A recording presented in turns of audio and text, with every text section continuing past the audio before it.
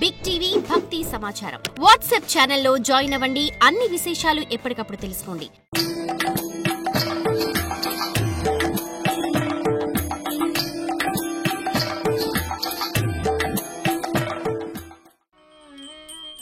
భవానీ భవరోగగ్ని భవానీ భవరోగగ్ని భవదేహార్ధధారిణి భవదేహార్ధధారిణి వాత్సల్య భావా శ్రీమాత వాత్సల్య భావా శ్రీమాత వరదా పరిరక్షతు వరదా పరిరక్షతు. నారాయణ నారాయణ హరే కృష్ణ.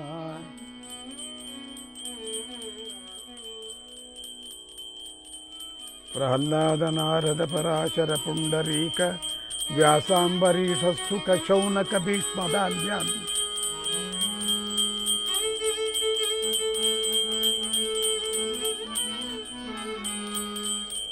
రుక్మాంగదార్జున వశిష్ఠ విభీషణాదీన్ పుణ్యాని మాన్ పరమ భాగవత స్మరామి.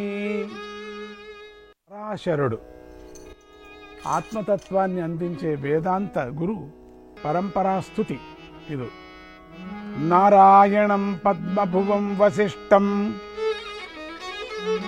నారాయణం పద్మభువం వశిష్ఠం శక్తించ తత్పత్ర పరాశరంచ శక్తించ తత్పుత్ర పరాశరంచ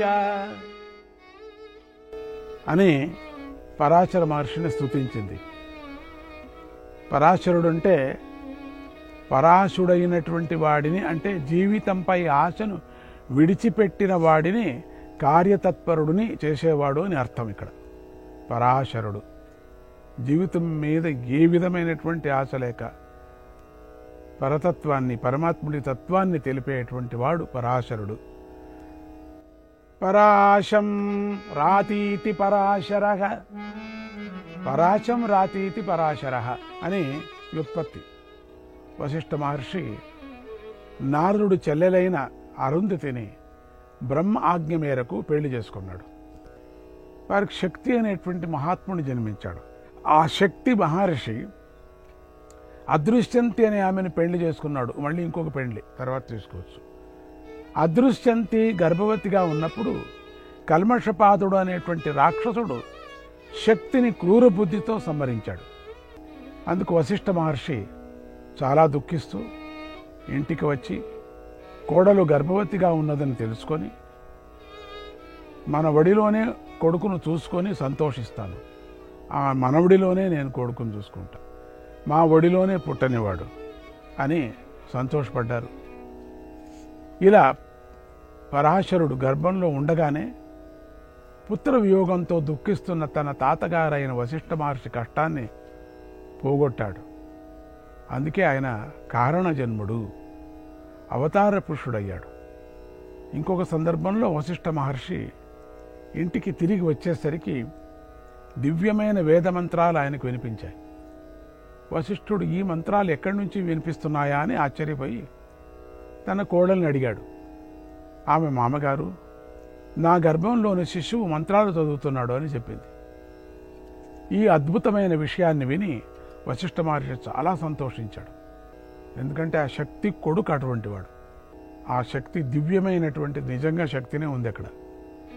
కొడుకు చనిపోవటం వల్ల సంసారం విచ్ఛిత్తి అవుతుందేమో అని బాధపడుతున్నటువంటి వశిష్ఠ మహర్షికి ఆత్మశాంతి లభించింది. నాకు మళ్ళీ మనవడు పుట్టబోతున్నాడు, అంటే నా కొడుకు పుట్టబోతున్నాడు అని. కొన్ని రోజులకు అదృశ్యంతి మగపిల్లవాడిని ప్రసవించింది. వశిష్ఠ మహర్షి ఆ పిల్లవాడికి పరాశరుడని నామకరణం చేశాడు.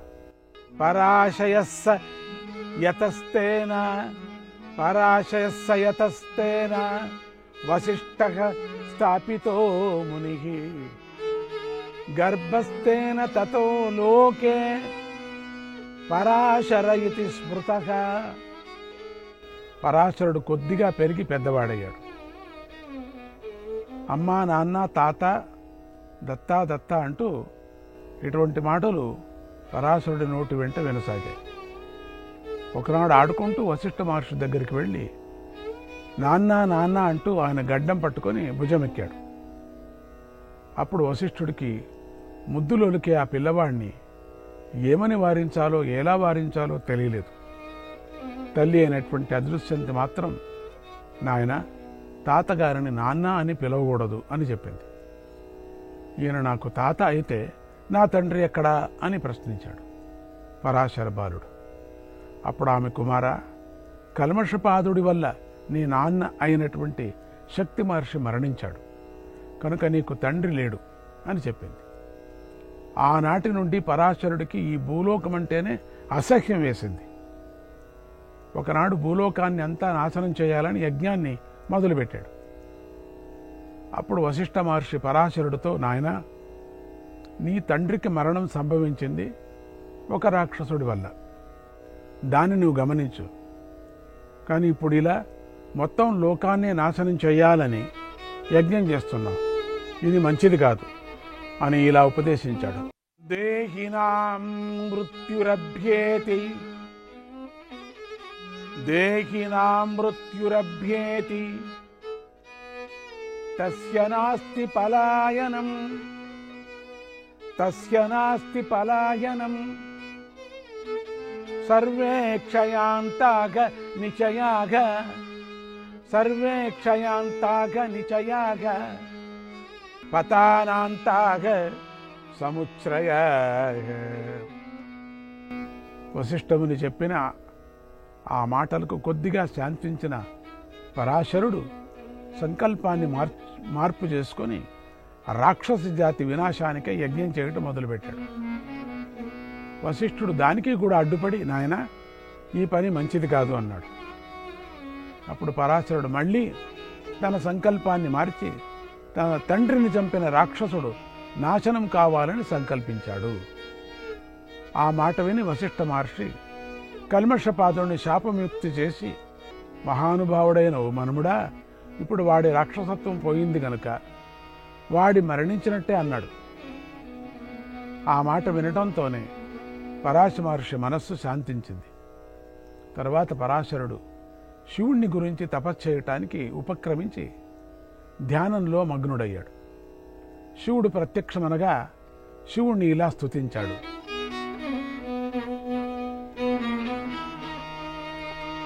శివ శివ శంకర తవ చరణం హర హర కల్పయ మమ శరణం.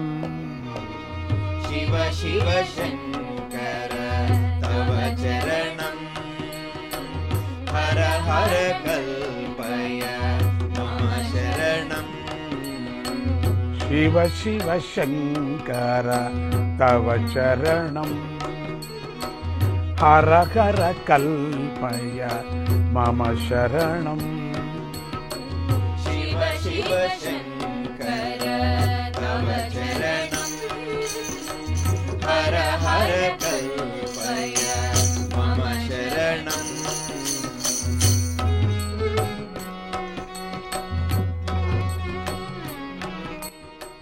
మనసి జమోఘ మౌఢ్యే రాగం మనసి చ మోహః మౌఢ్యే రాగః.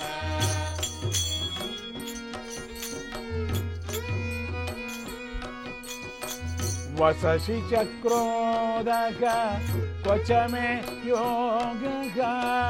వససి చ క్రోధః క్వచ మే యోగః. శివ శివ శంకర తవ చరణం హర హర కల్పయ మమ శరణం. శివ శివ శంకర తవ చరణం హర హర కల్పయ మమ శరణం.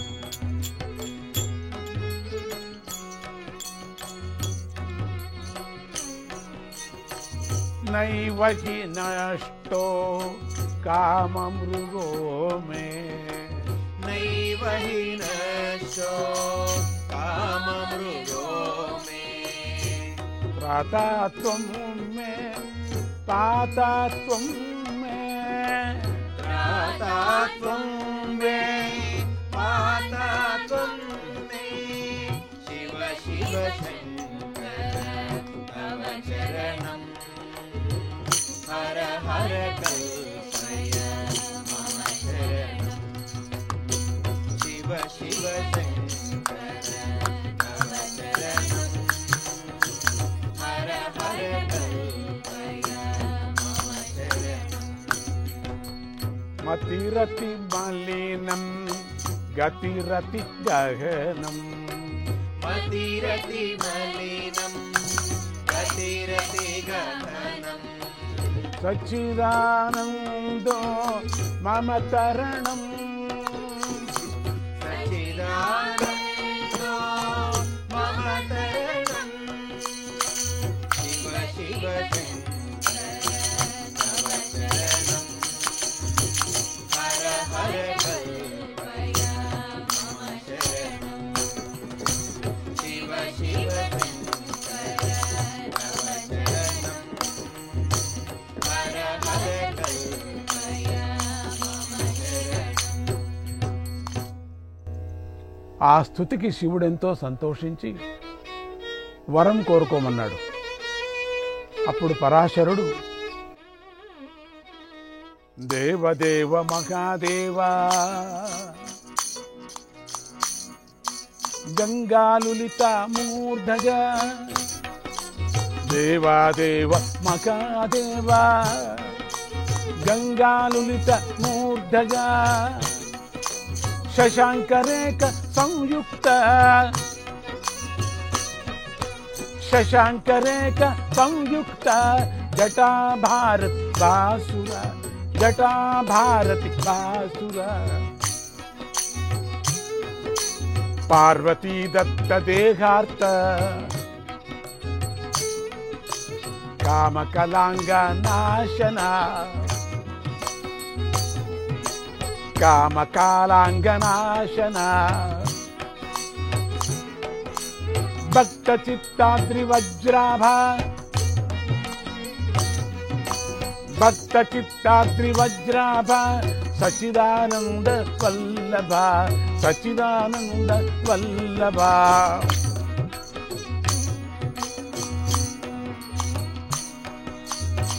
శివ శివ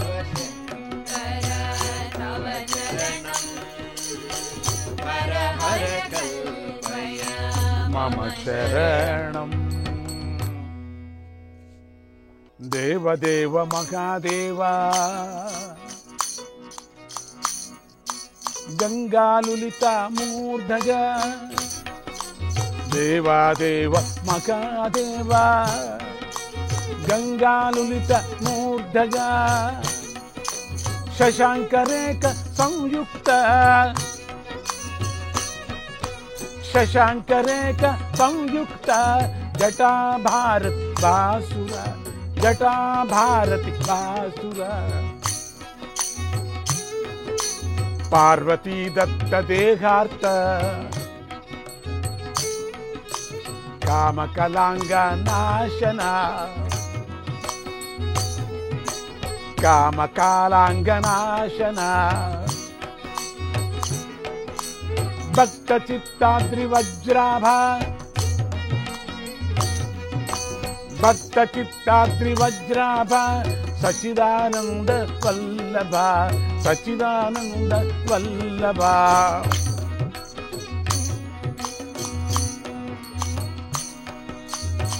శివ శివ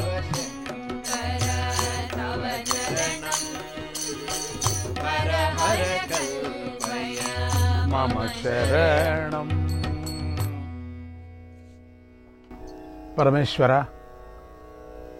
నాకు మహాతపస్వి యోగ పుంగవుడు, కీర్తిమంతుడు, వేద విభాగం చేయగలిగిన వాడు, కాంతిమంతుడు, బ్రహ్మవేత్త, కరుణాశీలి అయిన పుత్రుని అనుగ్రహించు అని ప్రార్థించాడు.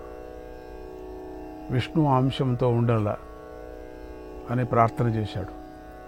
శివుడు ప్రసన్నుడై, పరాశర, త్వరలోనే నీకు మంచి పుత్రుడు పుడతాడు అతడు నువ్వు కోరిన గుణాలన్నీ కలిగి ఉంటాడు అన్నాడు. తర్వాత పరాశరుడు శివుడికి నమస్కరించి అక్కడి నుండి తీర్థయాత్రలకు బయలుదేరాడు. అలా తీర్థయాత్రలు చేస్తూ యమునా నది సమీపానికి వచ్చాడు. ఆ సమయానికి దాశరాజ భోజనం చేస్తున్నాడు. వెంటనే నది దాటించకపోతే మహర్షి శపిస్తాడని భయపడి తన కూతురైన సత్యవతిని పడవ నడపడమని పంపించాడు. అవతల దాటించాలా? మహాముని వచ్చాడు. ఆయన మహాకోపిష్టి. చూస్తూ ఉండగానే శాపగ్రస్తులు అయిపోతాం మనం. అందుకని నీకు తెలుసు కదా పడవ నడిపేది. సత్యవతి, వెళ్ళి నువ్వు అవతల ఒడ్డుకు చేర్చున్నా అని చెప్పాడు. సత్యవతికి యోజనగంధి, మత్స్యగంధి అనే పేర్లున్నాయి. అంటే పడవలో ప్రయాణిస్తున్న పరాశరుణ్ణి సత్యవతి యొక్క సౌందర్యం ఆకర్షించింది. ఆయన ప్రయాణం చేస్తుంటే సత్యవతిని చూసి చాలా సంతోషపడ్డాడు. అప్పుడు ఆయన శివ సంకల్పానుసారం తనకు పుత్రుడు జన్మించే సమయం ఆసన్నమైందని తెలుసుకొని సత్యవతిని ఆతుర వివాహం చేసుకుని పుత్రుణ్ణి కనవలసిందిగా కోరాడు. ఆతుర వివాహం అప్పటికప్పటికే గంధర్వ వివాహానికన్నా పెద్దది ఆతుర వివాహం అని. ఆతుర వివాహం చేసుకున్నాడు దేవతల సాక్షిగా. ఇప్పుడే నువ్వు కొడుకుని ఇప్పుడిప్పుడే కను అనేశాడు. అందుకు సత్యవతీదేవి తన కన్యత్వం పోరాదని షరతు పెట్టింది. నా కన్యత్వం పోకూడదు, నువ్వు కానీ ఎవరు కానీ నన్ను ముట్టకూడదు పెండ్లయ్యేంత వరకు, అట్లయితే మాత్రం నేను కంటాననింది. అప్పుడు పరాశర మహర్షి తన తపశక్తి ప్రభావం వల్ల సత్యవతీదేవికి కన్యత్వం పోదని, ముందు రోజులలో గొప్ప చక్రవర్తితో వివాహం కూడా జరుగుతుందని చెప్పి అభయమిచ్చాడు. నీకు చక్రవర్తితో పెళ్లి జరుగుతుంది, నీ కన్యత్వం పోదు. ఈ ఘట్టంలో పరాశరుడు శక్తి ఎంత గొప్పదో మనకు అర్థమవుతుంది. తాను కూర్చున్న పడవలో కూర్చున్న చోటే చేపల వాసనను భరించలేక పరాశరుడు ఆ పడవను పూల పందిరిగా మార్చేశాడు. అక్కడ ఒక ద్వీపమే సృష్టించబడింది కూడా. మొత్తం ఒక ద్వీపాన్ని సృష్టించాడు. క్షణాల్లో చుట్టూ పరిసరాలు మారిపోయాయి కూడా. సత్యవతికి పరాశరుడికి చాలా ఆహ్లాదాన్ని కలిగించాయి.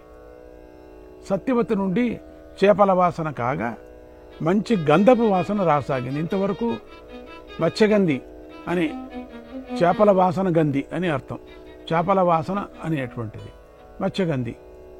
పేరు బాగుంది కానీ మత్స్యగంధి చూడండి ఎట్లా ఉందో. దాశరాజు కూతురు కదా కాక ఒక మునికన్యలా కనిపించింది ఆవిడ. పరాశరుడికి మహావిష్ణువు అవతరించటానికి ఇది సరియైన సమయమని తోచింది. అక్కడ మహావిష్ణువు రూపంతోనే అవతరిస్తున్నాడు. తనను నిమిత్తంగా చేసుకుని మహావిష్ణువు వేదధర్మాన్ని, వేద వాగ్మయాన్ని రక్షించడానికి అవతరించబోతున్నాడని చాలా సంతోషించాడు. ఆ క్షణంలో పరాశరుడి తపోయోగ దృష్టి సత్యవతిపై పడింది. చూస్తూనే ఉన్నాడు. క్షణాల్లో సత్యవతీదేవి మహావిష్ణువు సద్యోజాతుడిగా అవతరించాడు. చేతిలో పడ్డాడు. బ్రాహ్మణానాం సురాణాంచ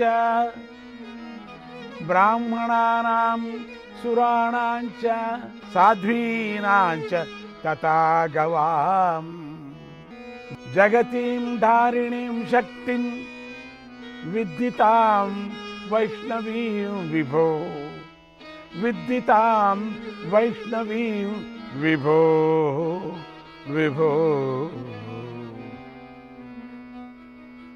ద్వీపంలో పుట్టాడు కనుక ద్వైపాయనుడని, శ్యామల వర్ణంతో ప్రకాశిస్తున్నాడు కనుక కృష్ణ ద్వైపాయనుడని పరాశరుడికి జన్మించాడు కనుక పరాశరి అని, ఆ పిల్లవాడి పారాశరి అని కూడా ఆ పిల్లవాడికి పేర్లు వచ్చాయి. ఆశ్చర్యంగా ద్వైపాయనుడు పుట్టగానే పెరిగి పెద్దవాడిపోయాడు. అంతే, ఒక క్షణాల్లో తల్లిదండ్రికి నమస్కరించాడు. ఎప్పటికప్పుడే మీరు అనుమతిస్తే తపస్సుకు వెళ్తానన్నాడు. మాటలు నేర్చుకున్నాడు. అంత పెద్దవాడైపోయాడు. అప్పుడు పరాశరుడు అనుమతించాడు. అతడు తపస్సు చేసి వేద విభాగం చేసి వేదవ్యాసుడని ప్రసిద్ధి పొందాడు. ఇటు పరాశరుడు సత్యవతీ దేవిని ఆశీర్వదించి భగవత్ సంకల్పానికి ఉపయోగపడినందుకు నీకు అంతా మంచే జరుగుతుంది అని చెప్పి వెళ్ళిపోయాడు. సత్యవతికి పరాశరుడి కృప వల్ల జరిగినదంతా కలలా తోచింది తప్ప సత్యం అనిపించలేదు. కలలాగా అయిపోయింది. అలా విష్ణు అవతారానికి కారకుడైన పరాశరుడు తపస్సు చేసి శివమహాత్మ్యాన్ని ప్రపంచమంతటికీ తెలిసిపోయేటట్లుగా కీర్తించాడు.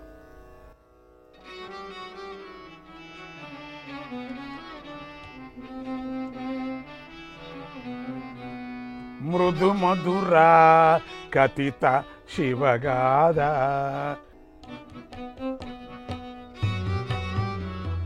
కథిత శివగాథ మృదు మధురా కథిత శివగాథ మృదు మధురా కథిత శివగాథ మృదు మధురా కథిత శివగాథ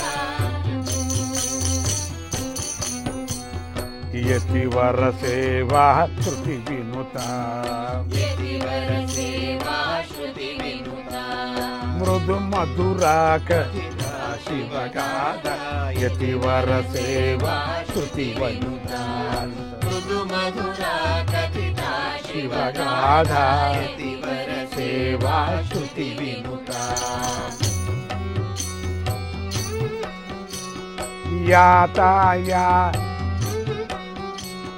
यातायाते गति बहुले यातायाते नदि बहुले पाराशर्ये प्राणमाय पाराशर्ये प्राणायामे पाराशर्ये प्राणायामे पाराशर्य प्राणायामे तृप्यति चित्तं रसभरितं तृप्यति चित्तं रसभरितं राम्यति नूनं कुरु सदनं राम्यति नूनं कुरु सदनं मृदु मधुरा कथिता शिवगाथा यतिवर सेवा श्रुति विनुता मृदु मधुरा कथिता शिवगाथा यतिवर सेवा श्रुति विनुता वैदिक कर्मसु पूर्णफलं वैदिक कर्मसु पूर्णफलं लौकिक कर्मसु काम्यफलं लौकिक कर्मसु काम्यफलं जीवाधारं श्रुतिवचनं जीवाधारं श्रुतिवचनं सच्चिदानन्दे नित्यं सच्चिदानन्दे नन्दतु नित्यं सच्चिदानन्दे नन्दतु नित्यं सच्चिदानन्दे नन्दतु नित्यं मृदु मधुरा कथिता शिवगाथा यतिवर सेवा श्रुति विनुता मृदु मधुरा कथिता शिवगाथा यतिवर सेवा श्रुति विनुता అలా ఆయన ప్రదోషకాల పూజకు గల ప్రాశస్త్యాన్ని కీర్తించాడు.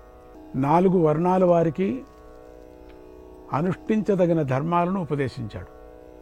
యతి శుశ్రూష యొక్క గొప్పదనాన్ని లోకానికి తెలిపాడు. మరణాన్ని సూచించే చిహ్నాలను పుణ్య పాపాలను అనురూపమైనటువంటి లోక ప్రాప్తిని మోక్ష సాధనకు చేయదగిన ప్రయత్నాలను వివరించాడు. స్మృతులలో ప్రసిద్ధి చెందిన పరాశర స్మృతికి పరాశర మహర్షి కర్తగా నిలిచాడు. కలియుగంలోని ఆచారాలు పరాశర స్మృతికి అనుగుణంగానే ఉంటాయి. పారాశరీ స్మృతి అని పండితులు చెబుతారు. అందుకే కలి మానవులకు పరాశరుడు ప్రాతస్మరణీయుడు. పరాశరుడు జనక మహారాజుతో వాదించి శ్రేయస్సాధనానికి ముఖ్యమైన దానిని నిర్ధారణ చేసి చెప్పాడు. జనక పరాశర సంవాదాన్ని మహాభారతం పరాశర గీతగా వర్ణించింది. మనం చెప్పుకున్నాం కూడా. ఇలా తపస్సుకు యోగానికి, భక్తికి, ధర్మానికి మూలస్తంభమై నిలిచిన భాగవతోత్తముడైన పరాశరుడు అందరికీ నిత్య స్మరణీయుడు. ఓం నమో నారాయణాయ, ఓం నమో నారాయణాయ. ఎంత అద్భుతమైనటువంటి కథ మనం విన్నాం ఇప్పుడు. ఇక పుండరీకుడు మంచి పండితుడు, శాస్త్రాలన్నిటినీ బాగా నూరి త్రాగినవాడు, వేదాంగాలలో ప్రావీణ్యాన్ని సంపాదించినవాడు పుండరీకుడు. తపోనిష్ట గరిష్ఠుడు, ఆ నిష్ఠాగరిష్ఠుడు ఇంద్రియాలను జయించినవాడు, క్షమాగుణం కలిగినవాడు. పుండరీక అంటే పద్మం అని అర్థం. మురికిలో పుట్టిన పద్మానికి మురికి అంటనట్లుగా పుండరీకుడు కూడా ఈ సంసారాన్ని అంటకుండా జీవిస్తూ ఉండేవాడు. ప్రతిరోజు నియమం తప్పకుండా త్రికాల సంధ్యావందనాన్ని, ప్రొద్దున సాయంకాల సమయాలలో అగ్నిహోత్రుడి ఉపాసనను చేస్తూ ఉండేవాడు. పుండరీకుడి గురుసేవ చాలా ప్రసిద్ధమైంది. ఇన్ని చేస్తూ ఉన్నా కూడా ఆయన భగవంతుడి ధ్యానాన్ని మాత్రం విడిచిపెట్టలేదు. అతడికి గర్వం అంటే ఏమిటో తెలీదు. తల్లిదండ్రుల కోసం, వారిని సంతోషపరచడం కోసం ఏమైనా చేసేవాడు. పుండరీకుడు తన వర్ణాశ్రమాలకు ఉచితమైన కర్మలను ఆచరిస్తూ సర్వవ్యాపి అయిన భగవంతుడిని ఆరాధిస్తూ ఉండేవాడు. ఆ రోజుల్లో సాలాగ్రామంలో పెద్ద పెద్ద పండితులు, తత్వజిజ్ఞాసులు నివసిస్తూ ఉండేవారు. తీర్థక్షేత్రాలంటిలోనూ అతి ముఖ్యమైన సాలగ్రామంలో లెక్కలేనన్ని జలాశయాలు, కుండాలు ఇవన్నీ ఉన్నాయి అక్కడ. పుండరీకు వాటన్నిటిలోనూ స్నానాలు చేశాడు. అతడికి ఈ ఊరు బాగా నచ్చింది. ఇక నేను ఇక్కడే ఉండిపోతాను అని నిర్ణయించుకున్నాడు. పుండరీకుడు అలా సంకల్పించడానికి ఒక కారణం ఉంది. తీర్థాటనలు చేస్తున్న కూడా పుండరీకుడి మనస్సులో ఏదో మూలలో కొద్దిగా రాగద్వేషాలు ఉండేవి. ఇప్పుడు ఈ గ్రామ దర్శనంతో అవి కూడా పోయాయి.